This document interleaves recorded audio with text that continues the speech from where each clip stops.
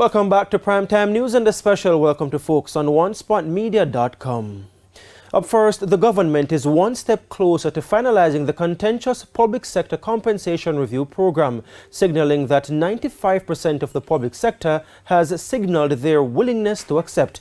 Now, that includes rank-and-file police personnel who are yet to officially sign the wage deal. Finance Minister Dr. Nigel Clark gave the update while closing the budget debate this afternoon. Now, Andrea Chisholm was listening and now joins us live. Andrea. Well, Giovanni, in his roughly 2-hour presentation, as expected, the Finance Minister took the time to poke holes in some of the arguments put forward by the opposition. But again, public sector wage negotiations were a major highlight. Initially, about 60,000 public sector workers accepted the offer, but that number has gone up. The government has now reached agreements with several other unions, bargaining groups, and staff associations that allows the implementation to have either begun earlier or to shortly begin.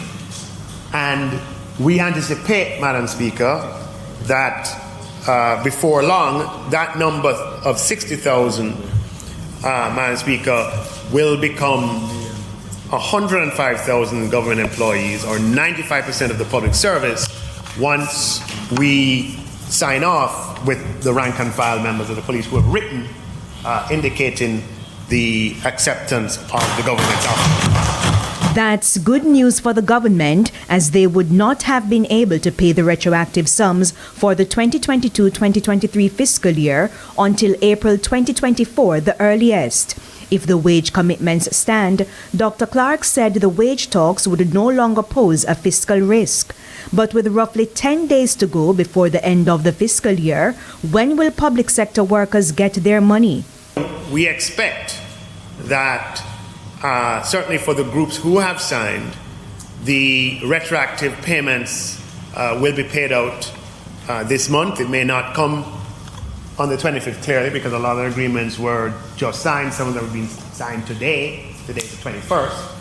But we will endeavor that the funds will leave the consolidated fund by the end of the month. Now, in his presentation, opposition leader Mark Golding indicated that the phrase "no new taxes" was hollow, given that the government is collecting more money than projected and the cost of living has increased. Dr. Clark rubbished the argument, saying no new taxes means just that. He used paper to illustrate the tax measures implemented by previous PNP administrations over the years.